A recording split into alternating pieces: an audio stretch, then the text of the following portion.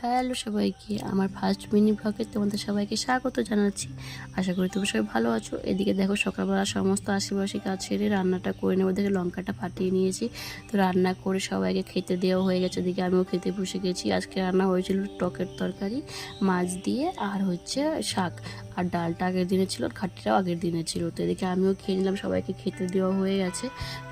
সবাই খেয়ে নিয়ে যে যার কাজে চলে গেছে। আমি মামাকে আমার শাশুড়ি মা রাখছে, আর এইদিকে দেখো আমি এঁটোটা মুছে নিচ্ছি। এঁটোটা মুছে নিয়ে সব থালা বাসনগুলো মেজে নেবো। থালা বাসনগুলো মাজা হয়ে গেলেই আমি সব থালা বাসনগুলো ধুয়ে তারপর ঘরে যেতে হবে, কারণ ঘরে আমার অনেক কাজ আছে, ঘর গোছানো বাকি আছে।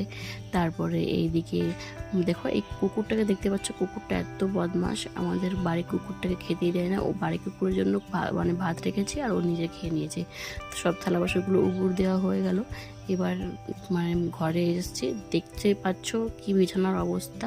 আমার মামা এত দুষ্টু, আমার মেয়েটা এত দুষ্টু, সব মানে এলোমেলো করে দেয়। তার মধ্যে রাতে ঘুমোলেই তো অবস্থা হয়, কারণ রাখি একভাবে আর ও সকাল উঠে করে আরেকভাবে। তো এদিকে কালকে কাপড় ধুয়েছিলাম, তো সেই কাপড়টা শুকিয়ে গিয়েছিল, তো সেটাই ভাঁজ করে নিচ্ছি। আর একটা কাঁথা ছিল, আর একটা মানে পেটিকোট ছিল, তো সবগুলো ভাঁজ করে জায়গায় রেখে দিয়েছি। এই দেখো এখানে আমার এতগুলো শাড়ি, আর ওইদিকে আমার ওই আলমারিতে আছে এতগুলো শাড়ি। তাও কোথাও যাওয়ার টাইম হলে আমরা শাড়ি খুঁজে পাই না। আমাদের মেয়েদেরই এরকম অবস্থা, তাই না? তো এদিকে দেখো আমি ঘরটা ঝাড় দিয়ে নিচ্ছি। ঘরটা ঝাড় দিয়ে হয়ে গেলে তোমাদের ফাইনাল লুকটা দেখাচ্ছি। এই দেখো ফাইনাল লুক। তো এইদিকে দেখো ড্রেসিং টেবিলটাও গুছিয়ে নিয়েছি, তারপরে এইদিকে ঘরটাও গুছিয়ে নিয়েছি, তারপর স্নান করে নিয়েছি।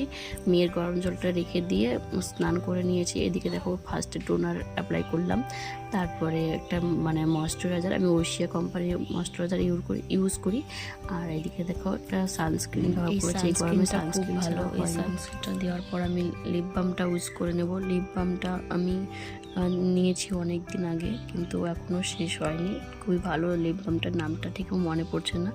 তারপরে দিয়ে তো টিপটা দিয়ে সিঁদুরটা দিয়ে নিয়েছি। তারপর সব জামা কাপড় যেগুলো ধুয়েছিলাম, তো সেগুলো শুকোতে দেবো। সবগুলো শুকোতে দেওয়া প্রায় হয়ে গেছে। এখন আমার এই শাড়িটা আমি ধুয়ে নিলাম, কারণ কালকে একটা জায়গায় যেতে হবে, এর জন্য সেই শাড়িটা পরবো, এর জন্যই আমি ধুয়েছি।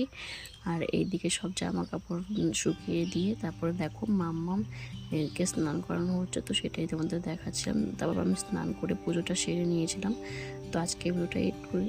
Tata, bye bye.